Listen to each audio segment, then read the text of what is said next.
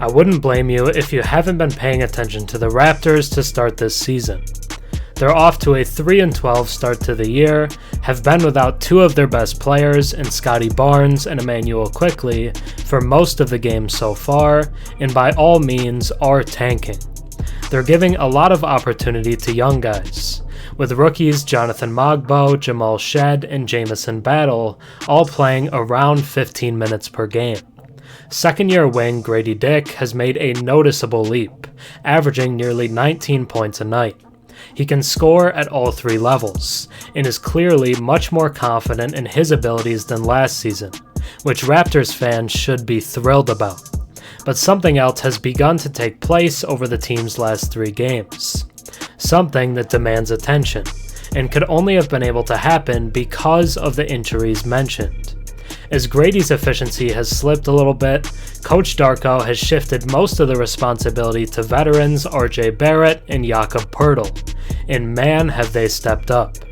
Over the team's last three games, Poeltl is averaging 30 points, 15 rebounds, and 2 blocks, while shooting 72% from the field, while RJ is averaging 29 points, 8 rebounds, and 9 assists, shooting 41% from deep. While it's obviously unlikely that the duo can keep up these numbers, as Poeltl is putting up prime Shaq numbers, and RJ is putting Luka Doncic-esque stat lines up, it's crazy to see how dominant they have been.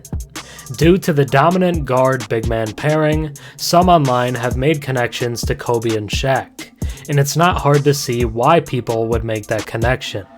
I'd say it has gone somewhat under the radar, but Barrett has actually been very impressive since joining the Raptors last trade deadline, putting up 22 points, 6 rebounds, and 5 assists with Toronto, while shooting over 50% from the field. Of the two players, it's much more reasonable for his play to be somewhat sustainable, as he's only 24 years old and is still on an upward trajectory.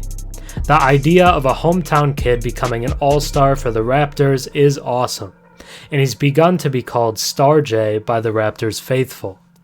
The Raptors have unleashed a dominant duo. Now, let's take a deeper look. Before we get more into the Raptors' modern Kobe and Shaq, if you enjoy my content and watch a few videos of mine, think about subscribing. 96% of my viewers are actually not subscribed, so if you watched me before and enjoy the content, drop a sub and comment down below. It really helps the channel. All the effort and relentless stretches of tough play finally paid off Monday night at Scotiabank Arena, a well-deserved reward for a resilient Raptors team still striving for consistent play. From start to finish, despite a few expected lapses given their depleted roster, the Raptors were the stronger team, securing a 130-119 win over the Pacers for just their third victory of the season, all of them coming at home. A 7-game losing streak filled with narrow defeats can easily spiral out of control, but the Raptors stood firm at Scotiabank Arena.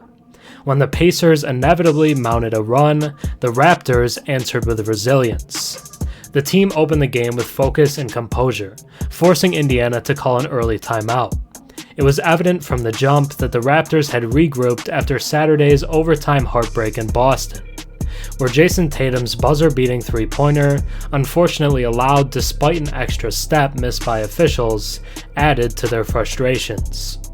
The Raptors showed no lingering effects though from their recent struggles, as they dominated early against Indiana, maintaining a double-digit lead for most of the first half and heading into the break up 69-57.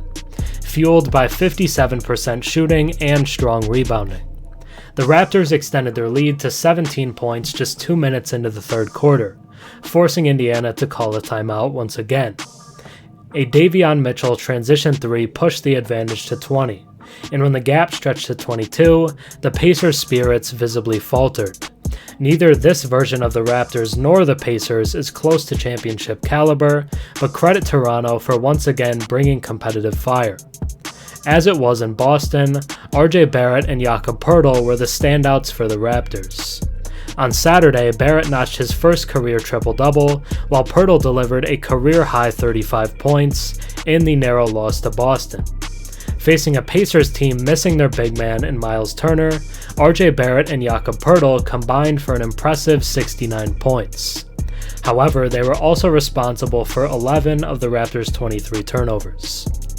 In a season that seemed destined for disappointment, the Raptors have found a glimmer of hope in the emergence of RJ Barrett and Jakob Poeltl as a dominant duo. While the team's 3-12 record reflects their struggles, the recent performances of these two veterans have injected life into a depleted roster and it has captivated fans. Barrett's continued growth as a hometown star, paired with Poeltl's monster numbers in the paint, gives the Raptors a foundation to build on, even in a rebuilding year. Whether this duo can sustain their incredible production remains to be seen, but for now, they've given Toronto fans a reason to believe and a reason to keep watching. Thanks for watching. I'm Herm. Have a good one.